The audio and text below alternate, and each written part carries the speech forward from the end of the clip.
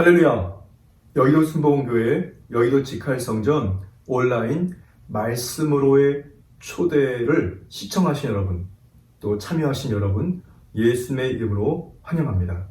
오늘 함께 은혜 나누실 하나님의 말씀은 구약성경 이사야서 54장 10절입니다. 구약성경 이사야서 54장 10절을 함께 합독하시겠습니다.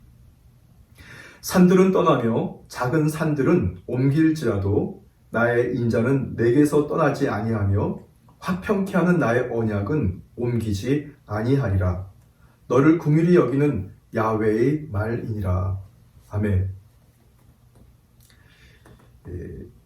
모든 성도들은 언제나 이 충만한 그 신앙의 순간들을 또 사모하고 기억하고 기대합니다.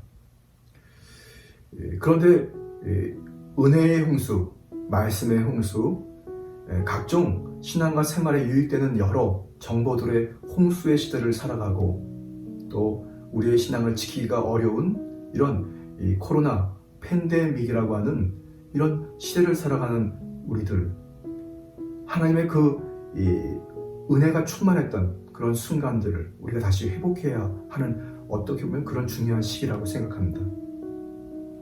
주님의 은혜를 계속해서 지속적으로 공급받아야 하는데, 우리가 때로는 우리의 신앙과 또 생활, 우리의 마음이 강팍해지고, 그리고 또 마른 갈라지는 논바닥같이 쩍쩍 갈라져 있는 상황은 아닙니까? 우리는 언제나 신앙에 재출발이 필요합니다. 다시 소성하는 은혜가 필요한데요. 우리 신앙의 재출발은 바로 하나님께 불쌍히 여김을 받는 그 시간부터 시작된다고 말씀드릴 수 있습니다. 그것은 긍휼에서 시작됩니다. 저는 과거 어느 추운 겨울날이 생각납니다.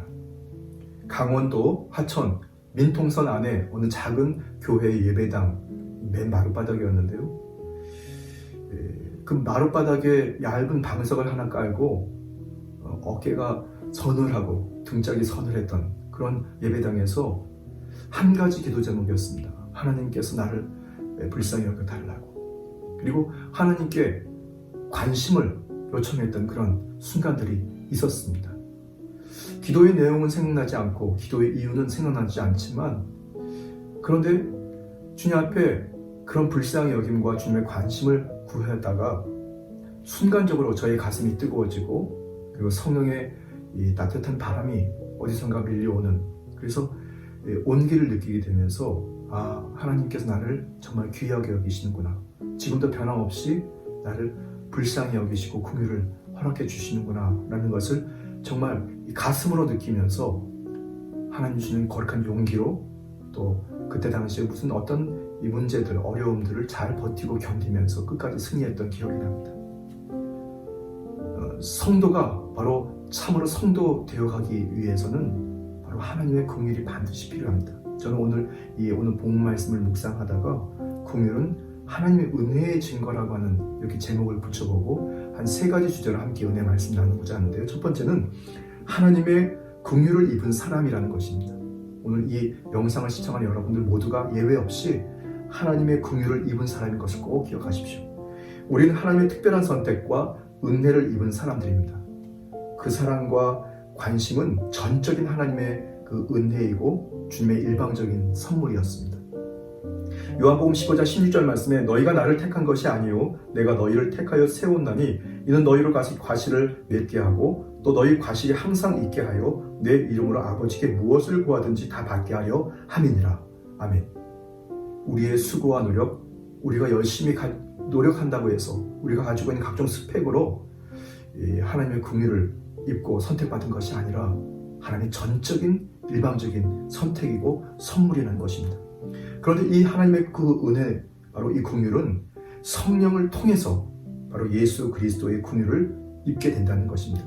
유다서 1장 20절에서 21절 말씀에 사랑하는 자들아 너희는 너희의 지극히 거룩한 믿음 위에 자신을 세우며 성령으로 기도하며 하나님의 사랑 안에서 자신을 지키며 영생에 이르도록 우리 주 예수 그리스도의 긍휼을 기다리라.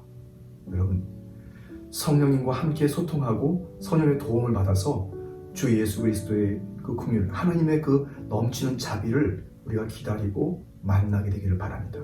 여러분들은 하나님의 긍휼을 입은 사람이고, 그리고 입었던 사람일 뿐 아니라 지금도 입고 있는 사람들인 것입니다. 그래서 성령님께 항상 도움을 구해 보십시오. 두 번째는 긍휼히 여기는 사람입니다. 자진해서 긍휼한 마음과 자세를 가질 수는 없습니다. 긍휼한 마음과 자세는 사실 알고 보면 기적 같은 사실이고, 그리고 전적인 은혜입니다. 스스로 누군가를 긍휼히 여기는 마음을 가지고 있는지 항상 점검해 보십시오. 바로 그것이 필요한데요. 그런데 하나님은 긍휼 그 자체이십니다. 그래서 주님과 소통하게 되면 본인이 하나님의 긍휼을 받는 것도 중요하지만 긍휼히 여기는 사람이 될 수가 있습니다. 시편 86편 15절 말씀에 그러나 주여 주는 긍휼히 여기시며 은혜를 베푸시며 노하기를 더디하시며 인자와 진실이 풍성하신 하나님이시오니, 시편 기자는 이렇게 긍휼 자체이신 하나님을 묘사하고 있는데요. 주님께 관심을 갖고 소통하면서 우리가 긍휼이라는 주제를 가지고 마음을 먹고 살아가다 보면 어느 순간 누군가를 불쌍히 여기는 긍휼한 마음을 가지고 그들을 귀하게 여기게 되는 사람들이 됩니다. 불쌍히 여기고 용서하도록 긍휼의 은혜를 입어야 할 뿐 아니라 바로 성령 안에서 우리는 그리스도의 심정으로 긍휼히 여기는 사람이 되어야 합니다. 에베소서 4장 32절 말씀에 서로 인자하게 하며 불쌍히 여기며 서로 용서하기를 하나님이 그리스도 안에서 너희를 용서하신 것 같이 하라. 어느 하버드대 학생이 아프리카에 있던 이 수바이처 이 박사님을 찾아가서 그에게 특별한 가르침을 받기를 원했습니다. 그런데 박사님은 환영은커녕 만나주지도 않았고, 그리고 만날 생각도 없었던 것 같습니다. 그래서 몹시 실망해서 그는 귀국길에 오르는 그날 아침에 갑자기 큰 비가 하늘에서 쏟아지게 되면서 온 마을에 이 비가 물에 잠기게 됩니다. 바로 그때 한센스병을 앓고 있었던 어느 어린 소녀가 물에 빠진 것을 보고 그 청년이 물로 뛰어 들어갑니다. 그리고 소녀를 구합니다. 그제서야 그 상황을 보고 있었던 그 슈바이처 박사님은 그를 불러서 이렇게 말했다고 합니다. 내가 며칠 자네를 지켜보니 전혀 나를 만날 준비도 만날 가치도 없었네. 그런데 아이를 구해주는 것을 보고 자네에게 긍휼의 마음이 있는 것을 보았네. 세상을 구할 수 있는 것은 의사나 약이 아니라 긍휼의 마음일세. 세상을 치료하고 변화시키는 그 힘, 그 능력은 긍휼의 마음입니다. 이 마음이야말로 황폐하고 강팍한 이 세상에서 우리가 품어야 하고, 또 누군가를 그렇게 그리스도 예수의 마음을 가지고 살펴야 하는 중요한 예수님의 덕목입니다. 지금 이 순간 죽어가는 영혼들에게 긍휼의 손을 내밀어 줄 사람, 그 사람이 바로 여러분들입니다.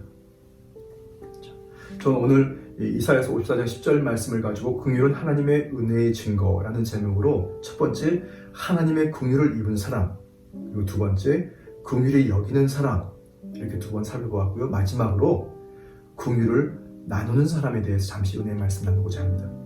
은혜와 긍휼 그리고 평강이라는 것은 동의어입니다. 히브리어로 헤세드라고 하는데요. 요한이서 1장 3절 말씀에 은혜와 긍휼과 평강이 하나님 아버지와 아버지의 아들 예수 그리스도께로부터 진리와 사랑 가운데서 우리와 함께 있으리라.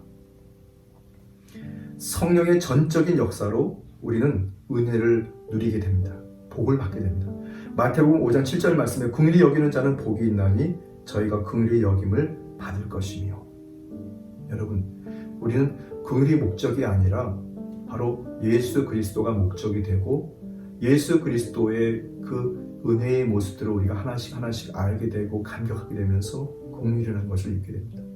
그리고 그 긍휼을 이제 누구에겐가 전하게 되는, 생명을 전하게 되는 그런 정말 자발적인 주님의 복음의 도구들이 되는 것입니다.